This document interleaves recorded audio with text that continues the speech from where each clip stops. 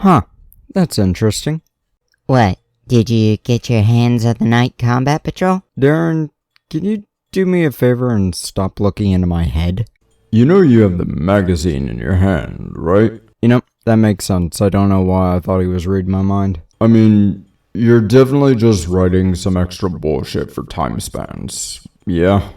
Yeah, I need to fill my script, though with this magazine in my hands, it's pretty obvious what I'm talking about this video, right? You're talking about the new Night Combat Patrols. Woo! Let's hear it! Yeah, obviously. Weirdly enough, I'm watching the 1986 Transformers movie while writing this script.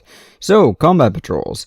In older editions, they were about 500 points or less, but that's much less important in 10th edition, as it seems most are ranging around the 300 range. But not always, especially with how every unit is costing less and less points every single update to the game. My Knights competitive list is now 2 Titanic Knights, 6 Armigers, and 2 Assassins on top of it. 10 units, 10 models. Still, the same amount of models, but I feel like it's a lot more than normal. Either way, let's talk about the patrols. Each combat patrol has 2 models in it, and you can get both models for about $90 more or less on certain websites. This is without a doubt the cheapest combat patrol option you can get, given the normal ones are almost $170. So if you're looking to get started, these are a good option to learn the game with. We'll start with the Imperial Knights option, my boys. This combat patrol has a Helverin and a Warglaive. Won't bother with their names, but either one can be the Warlord. It's not like a lot of patrols with only one character. This one doesn't even have one, but it counts as having 2. They don't have any abilities, keep in mind. But there are 2 options for enhancements. You can only take one though. The default one, Servo Skull Data Leech, allows whatever character who it's on to gain a command point every time they kill a character enemy. Pretty good, assuming the stratagems are good. The other option for the enhancement is Embedded Auto Medicae, and it gives Feel No Pain of 6+ once per battle at the start of the fight phase. Not near as good, but still a viable option, really, especially given this can only happen once and for one phase. A lot of negatives to this one, but keeping in mind the other one is only for killing character units. Of course, I skipped the army rule for this. Why? Because there is no army rule for this combat patrol. You'll pick one of the 2 Armigers and give them one of the ability options of 3 in each command phase. One allows them to fall back and shoot, the Auspicator Focus. Vox Signal Boost gives 4 to the unit's objective control, and Automated Repair Systems lets them regenerate 1 wound in the phase. Now, you got those options there. You can switch between which one is using which option every command phase. Now, the stratagems for this have 3 options. Each one is 1 point cost, with the Loping Gate being the first, usable in the movement phase on an Armiger that has yet to move. It allows the unit to move through enemies without needing to make a desperate escape, so long as they don't end in engagement range of said enemy. Terrifying Charge is used on your unit that has just completed a charge. The enemy charged has to make a battle shock with a -1. Not bad, honestly. Target Lock is usable in your shooting phase on a unit that's yet to shoot. Gives the guns ignore cover and ignores any and all modifiers to shooting.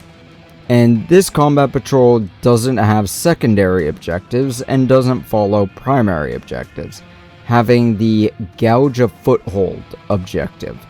At the start of the movement phase, you select an objective for your primary rallying point, while your opponent will select another objective marker for your secondary.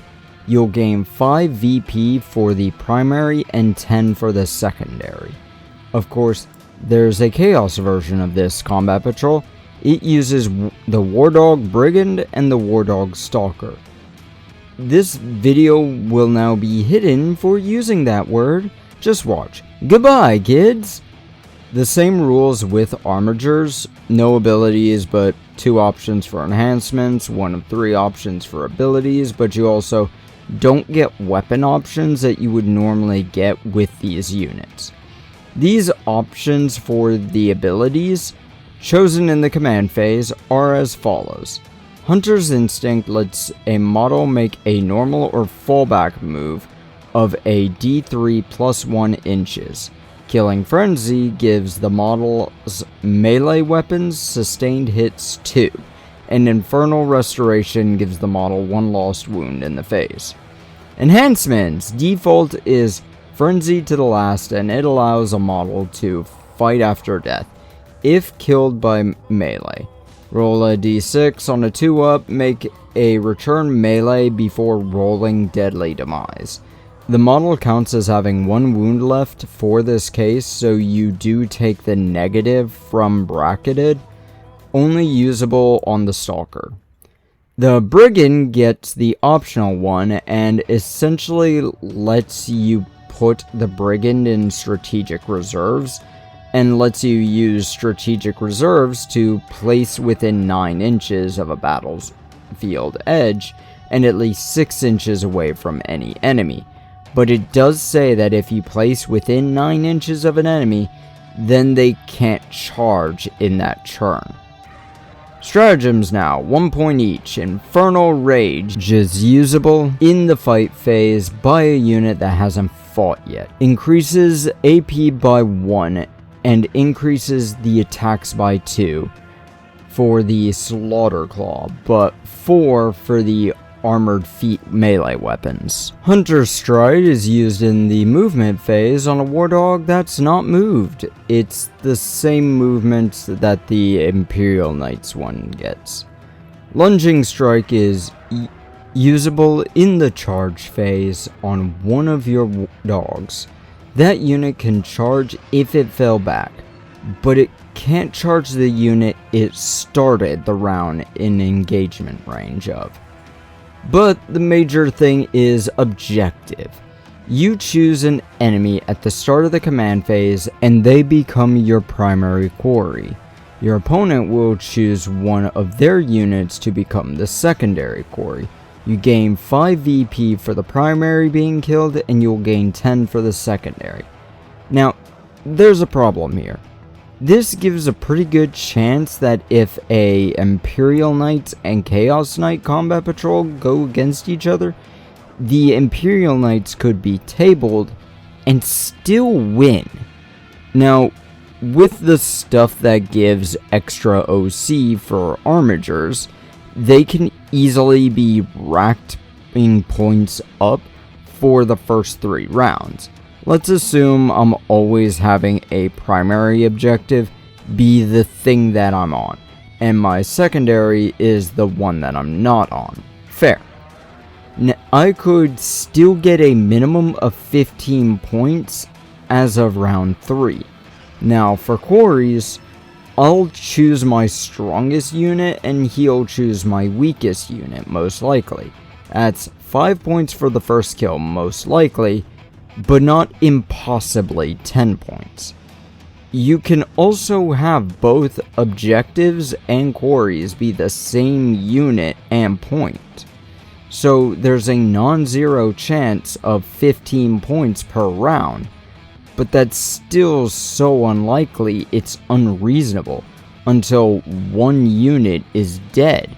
So let's assume secondary is what dies first, and it's only a secondary. So 10 points. Next round, both quarries are the single one alive, so 10 points for the first death, then 15 points for the second, that's 25 points.